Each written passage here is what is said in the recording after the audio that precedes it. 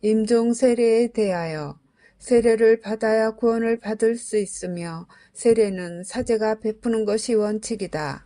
그러나 대세는 정식으로 세례의 집행이 불가능할 경우 전쟁, 박해, 임박한 임종의 경우나 사제를 불러올 동안에 세례받을 사람이 죽을 위험이 있을 특수한 경우에는 사제를 대신하여 예식을 생략하고 영세를 베푸는 대세가 있다.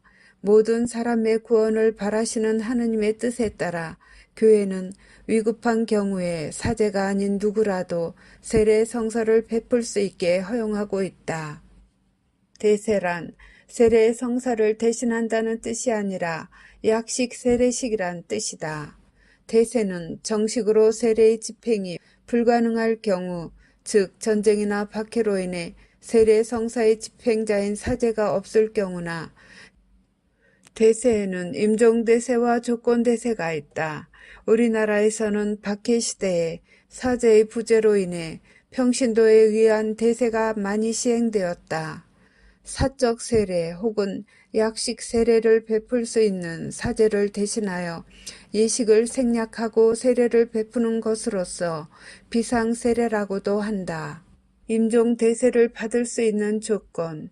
첫 번째, 죽을 위험에 처해 있는 사람이어야 한다. 두 번째, 건강이 회복되면 정상적인 교리 교육을 받겠다는 약속이 있어야 한다. 세 번째, 그리스도께 귀의하여 미신을 끊어버린다는 진지한 표시가 있어야 한다. 네 번째, 그리스도 신자의 윤리에 위배되지 않는 상태에 있어야 한다. 대부, 대모의 자격에 대하여 대모는 반드시 15세 이상 견진 성사를 받은 신자로서 신앙생활이 다른 이에게 모범이 될 만한 신자라야 한다.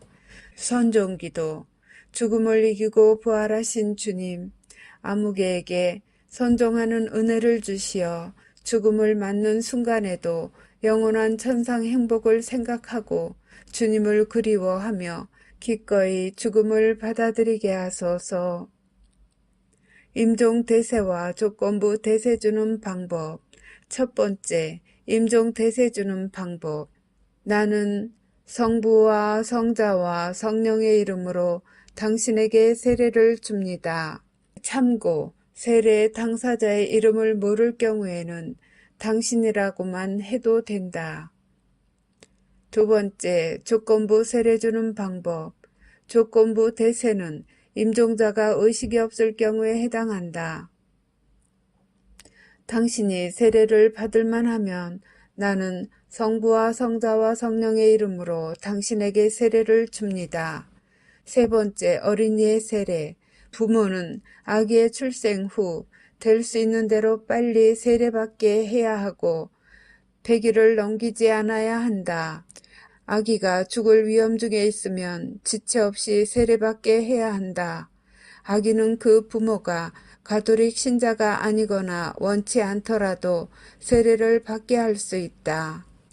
버려진 아기나 죽은 아기가 세례받은 사실이 불확실하거나 유산된 태아가 살아있으면 기형이거나 형태를 갖추지 못한 상태라 해도 세례를 받게 해야 한다.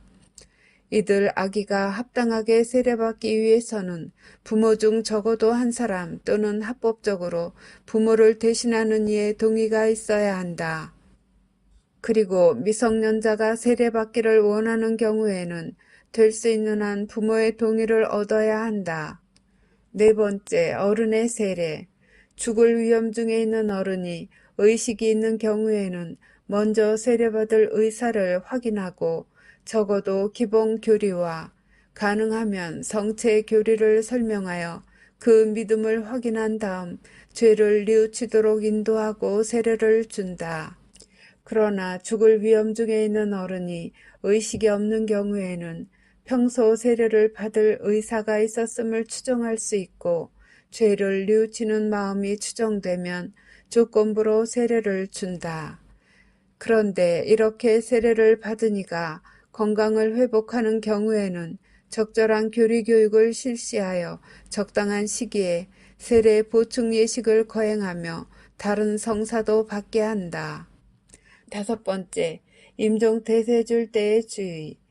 어린아이나 어른의 이마에 물을 부을 때 물로 씻음과 기도문이 동시에 이루어져야 한다. 참고 세례 때에 사용하는 물은 만약 축성한 세례수가 없다면 일반 자연수를 사용한다. 성수는 사용하지 않는다. 6번째, 임종 대세 주는 사람의 마음의 준비.